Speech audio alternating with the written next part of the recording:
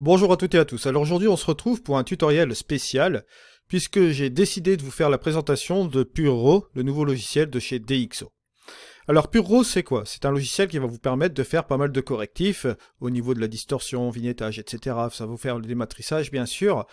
Et ça va aussi s'attaquer au bruit avec bien évidemment leur fameuse technique de Deep Prime, bon, qui a fait vraiment ses preuves, hein, ça il va sans dire bien sûr. Alors vous allez me dire, on a déjà Photolab 4 ou la version Elite bien sûr, vous avez tous les outils intégrés bien évidemment, mais cet outil-là est complètement différent puisque c'est un outil par intelligence artificielle, c'est-à-dire qu'il va s'occuper de gérer tout ce qui est débruitage, correction de vignettage, etc. Et c'est lui qui va gérer aussi la correction du bruit, et vous allez voir que c'est assez bluffant.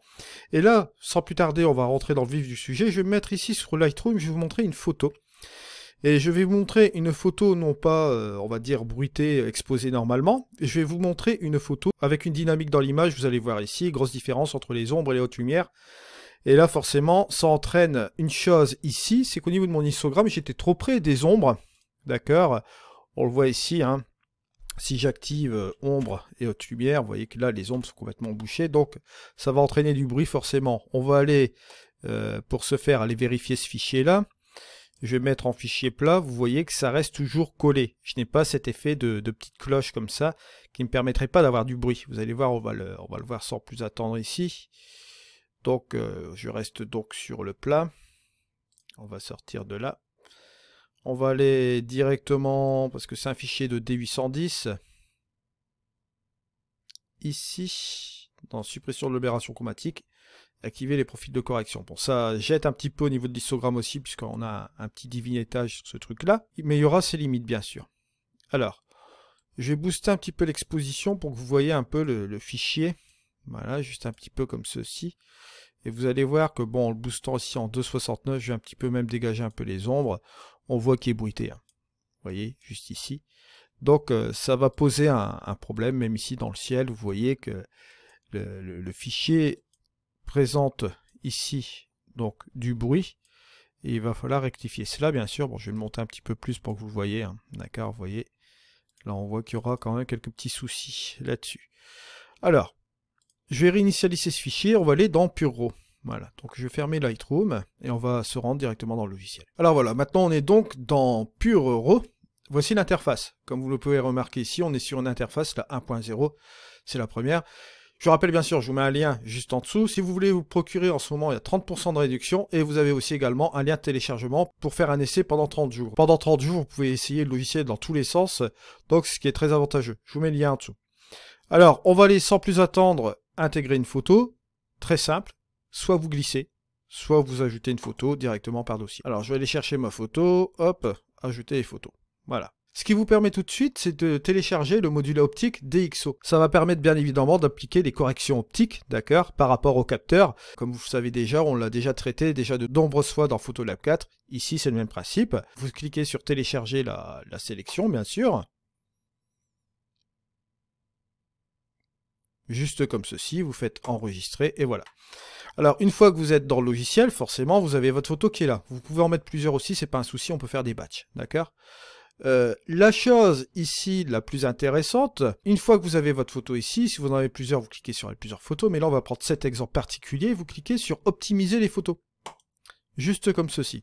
Là arrive un second menu, et là cette fois-ci vous avez les différentes méthodes de débruitage. Bien sûr vous avez la méthode traditionnelle haute qualité, la Prime qui a déjà bien fait ses preuves, ou la Deep Prime si vous voulez vraiment aller en profondeur des choses, ce qu'on va laisser ici pour ce type de fichier qu'on va faire là. En format de sortie, vous avez soit le fichier JPEG, ou soit le DNG. Ici, bien évidemment, ce qui sera plus intéressant, c'est d'avoir un fichier DNG avec toutes les optiques corrigées, avec tout le débruitage fait, justement, juste avec cela.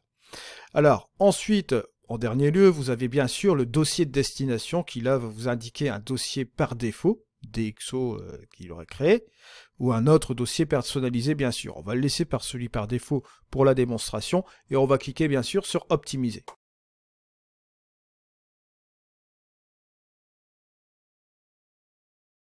Voilà qui est fait. Ensuite, ici, une fois que vous arrivez sur ce fichier final, il nous annonce deux choses. Que voulez-vous faire?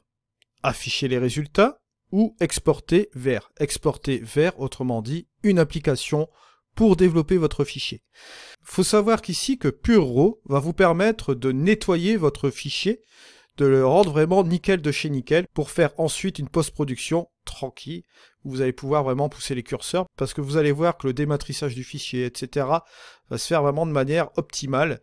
Et là, on aura vraiment un fichier propre pour travailler. Alors bien évidemment, là, on va afficher les résultats pour voir un peu. Voilà. Et là, on a un petit traitement qui se fait pour voir les résultats, bien sûr. Là, bon, bien évidemment, comme c'est un sous-exposé, vous allez voir les corrections d'objectifs, mais là, on verra davantage ce qui va se passer dans Lightroom quand j'aurai mis l'exposition, etc. Bien sûr, c'est valable pour n'importe quelle application si vous voulez envoyer le DNG. C'est ça qui est fortement intéressant aussi avec ce logiciel. Je vais vous démontrer d'ailleurs ici. Bon, ça va enlever cela, bien sûr. Vous faites exporter vers, tout simplement. Bon, là, j'ai fait des tests, évidemment, sur Luminary AI, et vous allez voir que c'est assez concluant aussi sur Luminary AI. Là, on va le tester dans Adobe Lightroom Classic. D'accord, et on va l'exporter ce fichier. Voilà, ça c'est le fichier Deep Prime comme vous voyez là. Vous avez juste qu'à l'importer dans Lightroom tout simplement. Voilà. Donc ça c'est le fichier importé. On va aller directement dans le développement et on va regarder ce que ça va donner. Alors bien sûr, là ce que je vais faire, je vais toujours aller chercher mon profil plat. D'accord, juste comme ceci. Au niveau de la correction d'optique, ça a été fait, donc on va pas s'embêter avec ça. On va tout simplement booster l'exposition, juste comme ceci. On va regarder ce qui se passe. Je vais dégager les ombres. Et voilà le travail. On a un fichier, vous voyez, qui est relativement bien nettoyé. Par rapport à son point de départ, je vous le rappelle, c'est quand même incroyable. Ici, je l'ai même boosté à 3,19. Et bon, si vous le boostez par exemple à... allez, de 19, que vous faites simplement, c'est que vous faites un petit peu les choses nécessaires, dégagez un peu le point noir, baissez un peu les hautes lumières, juste comme ceci, vous voyez, on obtient ce résultat-là qui est pas mal du tout. Et on peut bien sûr booster un petit peu plus, bon allez, on va dégager encore un peu les ombres comme ça, voilà. Vous voyez, on a un résultat qui est assez surprenant. Si je reprends l'autre fichier, bien sûr, que j'avais dans Lightroom, le précédent, on va pouvoir voir le PureRAW comparatif, hein. Juste comme ceci, voilà notre fichier original qu'on avait. Si je booste par exemple à 2, voilà, que je vais aller chercher par exemple le plat et que nous allons, hop, juste ici, faire les corrections d'optique cette fois-ci. Voilà, regardez. Le Deep Prime, je vais le mettre dans ma petite collection là, comme ça on va pouvoir faire la petite comparatif entre les deux. Voilà, juste comme ceci. Voilà, ça c'est la Deep Prime, et ça c'est le fichier bruité. Bon, bah, regardez un peu la différence. Il n'y a pas de secret, hein. Vous voyez, on voit sacrément le truc là. Là maintenant on va pouvoir post-traiter, on a vraiment nettoyé au maximum des possibilités. On va pouvoir vraiment s'amuser avec ces fichiers là. Si je m'en vais un petit peu ailleurs, vous allez voir ici, même au niveau des nuages, ce qui sera plus probable. Vous avez toujours des... Voilà. Si je reviens un petit peu juste comme ceci, bon, et que j'ai dégagé encore un petit peu mes ombres, voilà. Vous allez voir que là, bon, on voit quand même qu'il y a du bruit, hein. Si je vais là-dessus, je vais le grimper là. Vous voyez très bien que par rapport à la photo de référence ici, qui est celle de DDXO, on voit que bon, là, ici, déjà rien que sur l'herbe, on voit déjà tous les problèmes que vous voyez là. Vous voyez que là, il y a plein de bruit. Voilà. Et là, ici, le bruit est complètement écarté. On va enlever le mode référence, on va revenir sur le mode unique. Voilà. Si vous voulez rattraper encore du détail, il faut remettre encore de la clarté. Vous voyez, juste comme ceci. Si vous mettez de la texture, c'est pas un problème. Vous voyez. Et là, ça vous permet de travailler sur quelque chose de beaucoup plus propre. Vous voyez, juste comme ceci, rajouter du contraste. Bon, on peut revenir un petit peu en arrière comme ça. Et vous voyez qu'ici, on part sur quelque chose de beaucoup plus propre, sans aucun souci. Voilà un petit peu l'avantage de cela, bien sûr. Et bon, bien entendu, je vais même pousser le test un petit peu plus loin. On va aller dans Luminary AI. Bon, je vais revenir ici en arrière. Je vais fermer ici le Lightroom. Voilà. Et là, on va l'envoyer dans Luminary AI. Et juste comme ceci, hop. Pas m'embêter, exporter Luminary AI. D'accord? Voilà, maintenant on est dans Luminary AI et on va regarder ce qu'on va pouvoir faire avec justement ce truc-là. Avec ce fichier là, on va aller directement aussi dans le dans le flat. Voilà, juste comme ceci. Je vais booster un peu l'exposition pour regarder ce qu'il va me faire. Et on va dégager un peu les ombres, voilà, juste un petit peu comme ceci. Et regardez.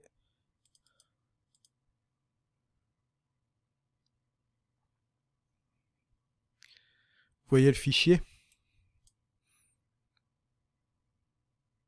Vous voyez, c'est complètement nickel, de chez nickel.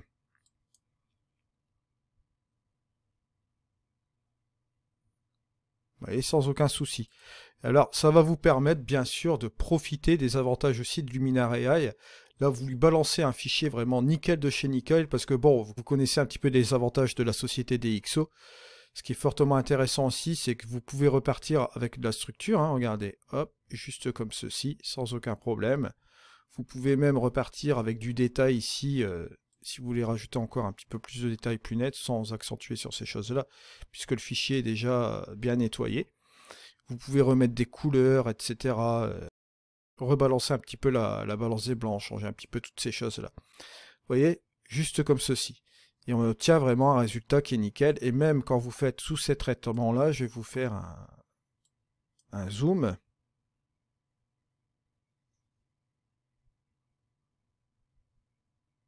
Vous voyez que le fichier reste toujours propre, même malgré... Vous voyez que le fichier reste propre, malgré tous les traitements apportés.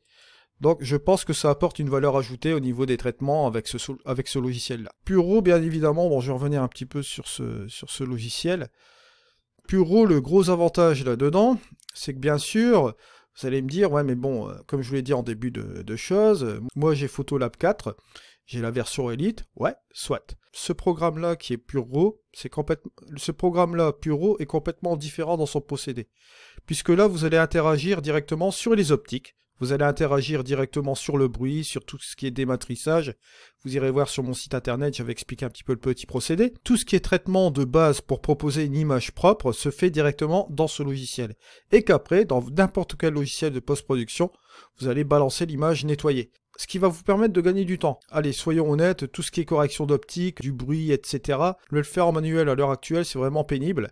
On voudrait passer plus de temps en post-production et avoir un logiciel qui vous permette de nettoyer complètement le fichier d'entrée comme celui-ci, ça vous permet de gagner du temps. J'ai pris un exemple extrême, bien sûr, avec des ombres, comme vous voyez, comme ceci. Maintenant, il vous est possible aussi de faire un test aussi avec un fichier vraiment bruit. Et vous allez voir que vous allez être surpris. Si vous voulez vraiment voir l'efficacité de Deep Prime, je vous renvoie sur le tutoriel de Photolab 4 que j'avais fait sur le test de Deep Prime. Mais ici, l'avantage, c'est que vous avez trois types de débruitage, le haute qualité, le Prime et le Deep Prime.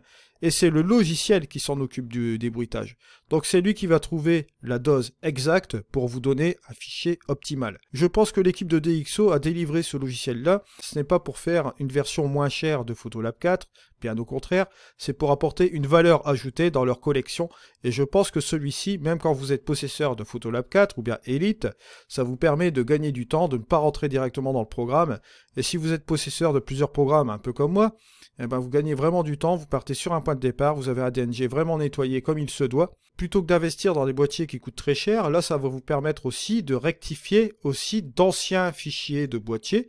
Et si vous êtes débutant, que vous voulez vous mettre à la post-production, vous voulez acheter un boîtier mais pas trop cher, vous investissez sur un boîtier pas trop cher. Lui, Puro, va vous rectifier forcément votre fichier d'entrée afin d'avoir un fichier propre et de vous le proposer pour faire quelque chose de potable dans votre post-production. Donc c'est les avantages aussi qu'on peut avoir dans Puro. Et n'oubliez pas qu'on est en version 1.0 et là je suis vraiment estomaqué de la manière dont ils ont fait le logiciel.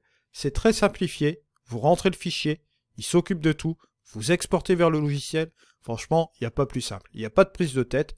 Et même en tant que possesseur, comme je vous dis, de Photolab 4, j'aime bien faire mes traitements Photolab 4, ça c'est bien, ok, très bien, mais quand je veux aller directement dans un autre logiciel, je booste directement dans celui-ci. Donc c'est une solution qu'ils proposent. Je pense que c'est vraiment une très bonne chose. C'est innovant parce qu'en fait, ils mettent en avant leur système de débruitage. Je les encourage également dans ce type de logiciel, puisque c'est un logiciel qui va pouvoir jouer la main dans la main avec d'autres logiciels. Je pense notamment aux autres logiciels que j'utilise ici sur la batterie sur la chaîne. Sur Photoro 2021, vous pourrez balancer aussi un DNG vraiment propre. On sera bien sûr réservé à la matrice de Bayer et non pas les X-Trans malheureusement de chez Fuji. Mais si vous avez l'intention de prendre un second boîtier, ce que je vais faire sans doute dans quelques temps, je vais me prévoir un second boîtier. même un ancien. Je vais faire les tests parce que il y a des choses intéressantes. Reprendre un très très vieux boîtier et faire les tests avec ce logiciel-là, ça me tente aussi un peu. On se retrouve donc prochainement pour un prochain tuto. Là, c'était pour vous faire une démonstration de Puro parce qu'il y a eu beaucoup d'interrogations sur ce logiciel-là. Donc, je vous remercie de m'avoir suivi. On se retrouve, nous, pour un prochain tuto. Allez, c'était Eddy. Ciao.